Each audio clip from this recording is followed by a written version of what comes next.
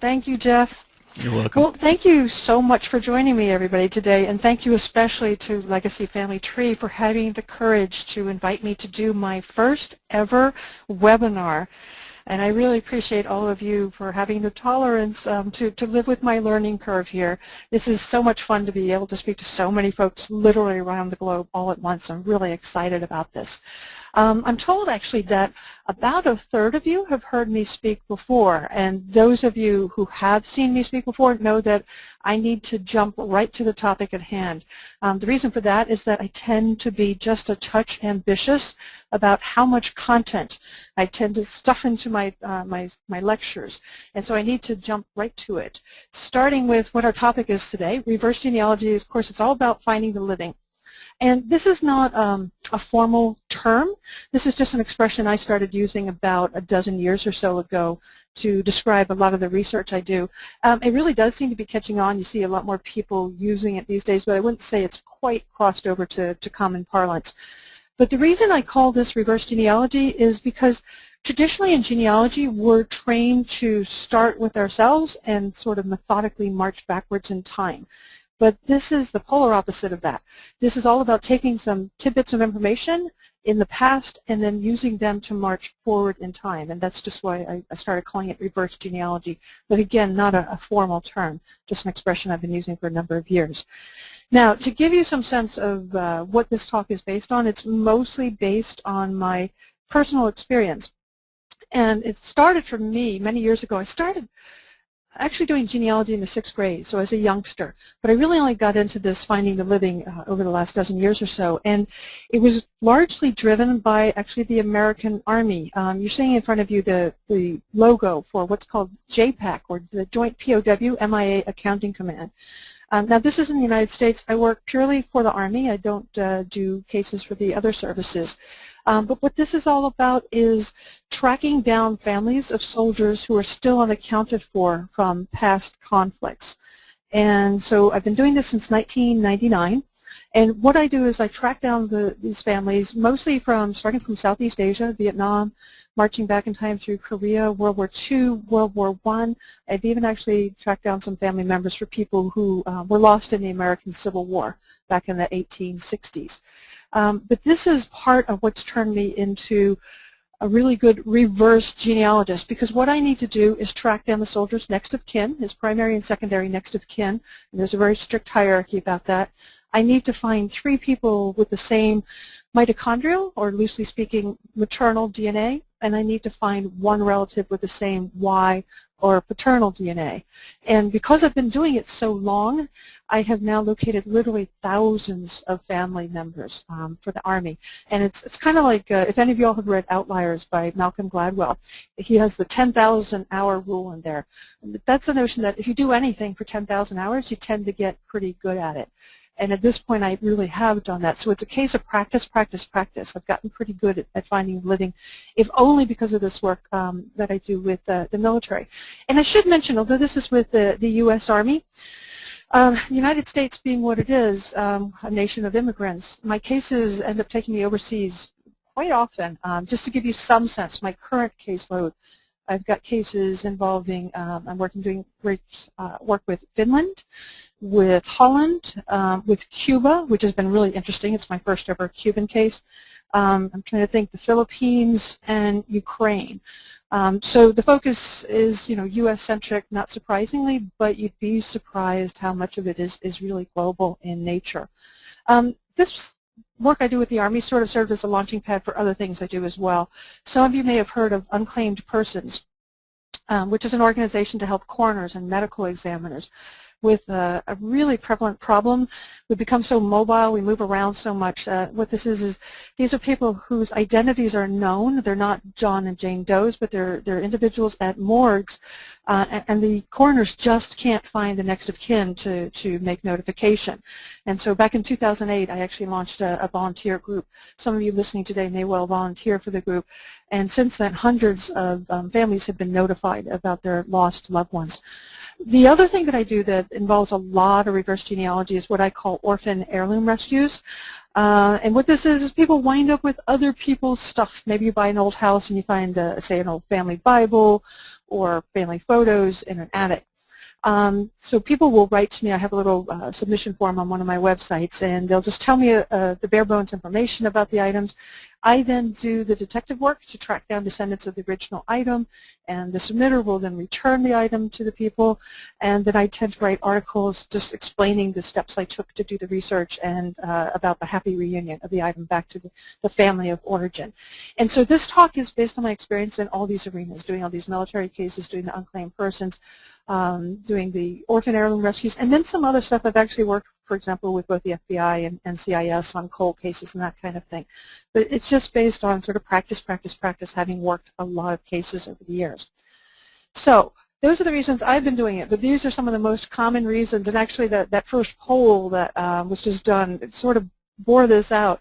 The number one reason was finding those distant cousins of yours, finding those missing kin, you know, the great uncle who went AWOL back in the 50s or whatever, tracking him down, finding your second and third cousins who are your family history playmates because they're just as intrigued with your genealogy as you are, since they are relatives.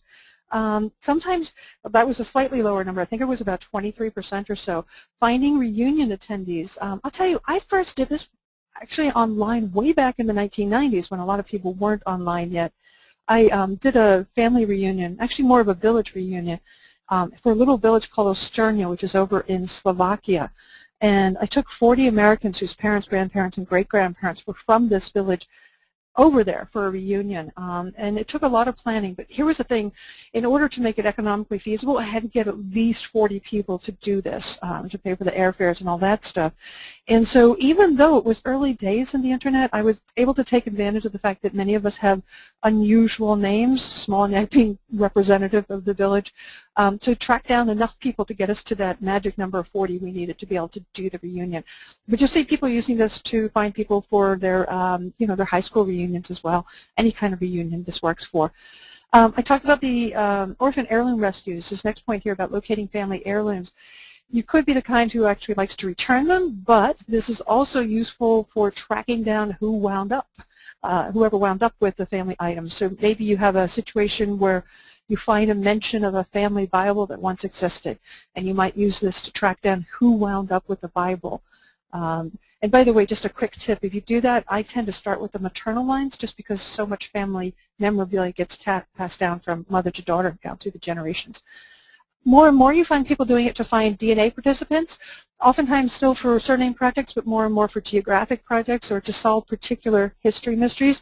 I do this a lot on the TV shows I work on. For example, if any of you all are watching Finding Your Roots on PBS right now, a few weeks ago you may have seen the episode with Cory Booker that involved DNA. They actually only showed one of the genetic stories there, but there were quite a few riddles in his family tree that I tackled genetically, and I had to track down just the right people to provide the right reference samples.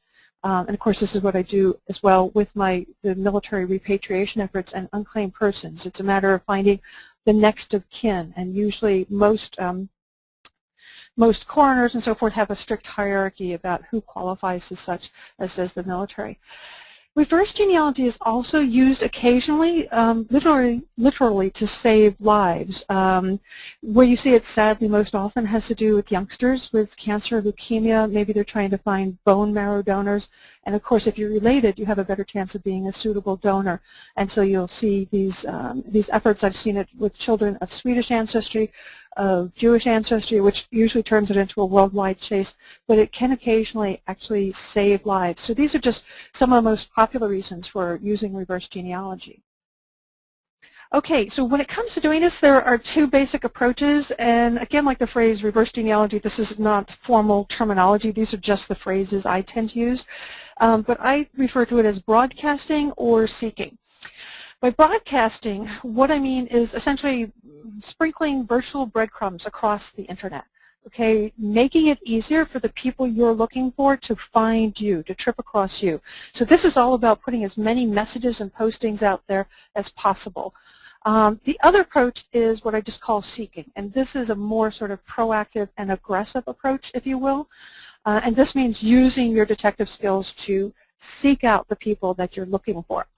Now, The bulk of this talk is going to be centered on the latter approach, the seeking, primarily because much of what I do is time restricted. On my military cases, for example, I get 90 days to solve the cases. A lot of stuff I do with the media, with journalists, and with producers, TV shows, that's also very much of a tick-tock situation. And so I usually have to be really aggressive in my research in order to solve the riddles quickly enough. But I wanted to spend a few minutes up front talking about this broadcast approach, because just because I'm going to spend the bulk of the time talking about seeking does not mean that broadcasting isn't also highly effective. So broadcasting, as I mentioned, sort of this sprinkling of virtual breadcrumbs. You do it the way you would probably think. You use message boards, message lists, and of course these days social networking. Back in the day we just had the old lists and boards. A lot of people think about using surname lists, but I find that actually locality ones are even more helpful because you're sort of casting your net wider. It's one thing to go for people named Nelligan. It's another thing to go for people named Nelligan who lived in New York City. When you do it on a locality basis, on say a county basis, there's a better chance that somebody who knows something, who went to school with a Nelligan or whatever, might happen to trip across your posting. So I find locality boards and lists very helpful as well. There are specialized resources like military ones, school ones such as classmates.com. There are all sorts of adoption registries. I don't make very heavy use of these particular types of resources. Having said that, every once in a while, they're the only resource that help me complete a case. Every once in a while, they've been absolutely pivotal to a given case.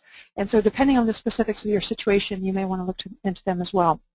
Of course, then we have our friend social networking. I use mostly Facebook and Twitter. I'm on a few others as well. But these have become very useful really just since about 2008 or so. And they've become a tremendous asset for tracking down people. Of course, you can have a website, or these days most people would just have a blog of their own. Where you see people being very effective with this is researching their own roots. So they'll just do a whole series of postings about different aspects of their family history, and over time, their second, third, fourth, fifth cousins will trip across those postings and reach out to them. So it's a really great way to sort of snare those distant cousins out there. And then we have photo bases as well. What I mean by this are just databases of photos, of images. A lot of people know that there are millions and millions of them on Ancestry.com, but there are also some smaller sites such as Dead Fred, you see here, and Ancient Faces. What I love about both of those sites is they're both mom and pop shops. Dead Fred was started by a fellow by the name of Joe Bott and some family members and friends. And Ancient Faces was actually started by a mother-son team. He was still in college at the time they launched it. So I think it's tremendous that these resources are out there and so useful for all of us, and it only takes a couple of people to provide such tremendous tools for us. A little bit of a show and tell here, a couple of quick examples. Here's an example from a surname message board. In this case, I have a Reynolds branch in my family, and they use this. There used to be a Reynolds Family Association, and it had gone dormant for a number of years. And so they used it recently to announce basically that the organization was starting back up again. Here's another example from a locality message board. This is actually an adoption situation. The fellow who posted it is not adopted himself. It's his mother, but he knows that she was born in Jersey City. So he, again, is casting a wider net looking for people. He may not even know really what surname he's looking for, so this makes a lot of sense for him to post on a website devoted to a particular county or a particular location. Here's an example of a website that's used to recruit participants for DNA study. This is for the Williams Project, which you're so lucky if you have any Williams branches in your family tree, because this is one of the best run DNA projects out there, run by Adrian Williams. And this is just an example. He has it out there. It's just sitting there waiting for people to find him, and many, many have. It's one of the largest surname projects in the world. And then we have an example here of a blog. This is by a woman. She happens to be a professional genealogist, but she blogs a lot about her own family history. And you see she's all excited here that a cousin just found her. And it happens in this instance to be a Cuban Jewish branch of her family tree, which you could imagine could be quite hard to research. And so this is a really smart approach for her to post about it, and then the cousins found her. So just a really useful tactic. The thing with broadcasting is that it's very effective. You just have to be more patient. If you don't have a time-sensitive situation, you can just post them out there, and if you can sit back and wait, one of these days you'll just wake up to an email or a note on Twitter or Facebook or whatever that solves your mystery. This is an example of Dead Fred. In terms of the name Dead Fred, you'll have to go to the website to see what that's about. It's actually